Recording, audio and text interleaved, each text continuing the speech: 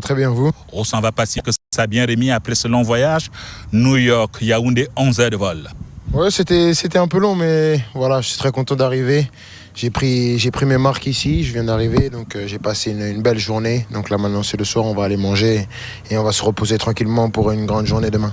Il y a la folie Mbappé qui s'est emparée de la ville de Yaoundé et même de tout le Cameroun à travers les réseaux sociaux. Est-ce que vous étiez conscient de cette attente que les Camerounais avaient vis-à-vis de l'enfant de Bondy qui revient sur ses terres d'origine? Un peu, mais c'est sûr qu'on est toujours surpris, agréablement surpris, que dès l'aéroport, dès que je descends de l'avion, voilà, tous ces gens sont là pour me gratifier leur amour et leur affection. C'est toujours un plaisir de revenir ici.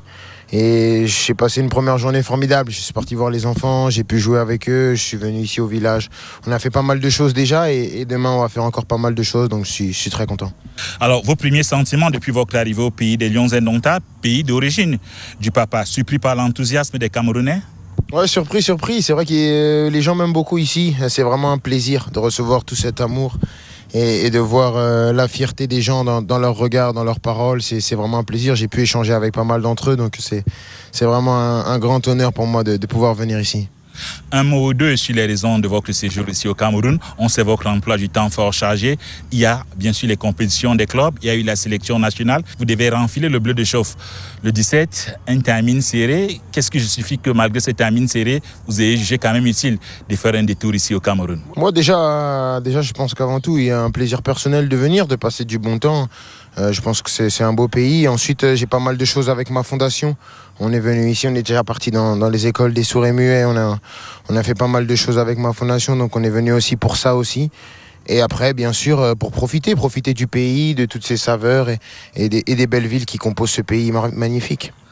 On connaît Kylian le sportif, le fabuleux joueur, peut-être la nouvelle vedette du football mondial. Mais là, on découvre un Kylian humaniste. Qu'est-ce qui vous pousse à sortir du champ sportif? On a visité cette école, l'émotion était assez vive de vous voir comme ça, apporter votre brin de solidarité.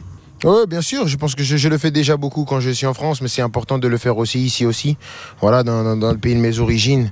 Donc c'est important de venir, que les gens sentent que je suis réel, que j'existe, que je ne suis pas juste quelqu'un qu'on voit à la télé ou qu'on voit en photo. Donc c'est pour ça que ça fait plaisir d'être au contact des gens, de voir les enfants, de pouvoir jouer avec eux, c'est vraiment un plaisir pour moi. Alors Kylian, vous êtes capitaine de l'équipe de France, récent capitaine de l'équipe de France depuis la sortie de Loris, et beaucoup de Camerounais se mettent à rêver, à imaginer d'un Cameroun-France ici au Cameroun, pas en comptant bien sûr sur vos contre-gens. Pourquoi pas. Nous, on est des joueurs, on est toujours prêts pour jouer des matchs, peu importe où, peu importe quand. Jouer contre le Cameroun aussi, c'est une grande nation du football, au niveau africain, même au niveau mondial. C'est une nation qui est respectée. Donc, après, c'est pas moi qui organise les matchs, mais je pense que ça pourrait être une belle possibilité. En tout cas, si le match amené à s'organiser, moi, je serai là et je serai prêt à jouer et à prendre beaucoup de plaisir. Last but not least, Antoine Mavougra, pas tout comme la maman, on avait prévu 3 questions, mais une dernière question, on va parler de votre trajectoire. On sait que c'est un enfant de Bondy qui est parti comme ça, qui a fait ses classes du côté de Monaco et qui est apparu du côté du PSG. C'est une trajectoire exceptionnelle. Vous avez cru à un moment donné que Kylian pouvait être sur le toit du football mondial? Je rêve, j'ai toujours rêvé, je continue à rêver et je rêverai toute ma vie parce que c'est gratuit et personne ne peut vous empêcher. Mais c'est sûr que j'aurais jamais imaginé devenir ça aussitôt, aussi vite. Mais maintenant que je le vis, j'essaye de le vivre à fond parce que je pense que c'est une chance inouïe de pouvoir jouer pour un grand pays comme la France, de pouvoir jouer comme dans des grands clubs comme Monaco, comme le PSG.